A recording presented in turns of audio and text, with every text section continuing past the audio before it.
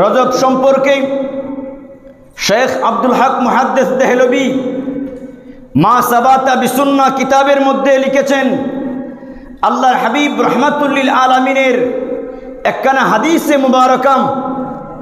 এই হাদিসে মুবারকার মধ্যে আল্লাহ নবী রহমাতুল্লিল আলামিন ইরশাদ করেছেন, রজবুন শাহরুল্লাহ ওয়া রমজানু ওয়া শাবানু শাহরি ওয়া রমাদানু শাহরু উম্মতি।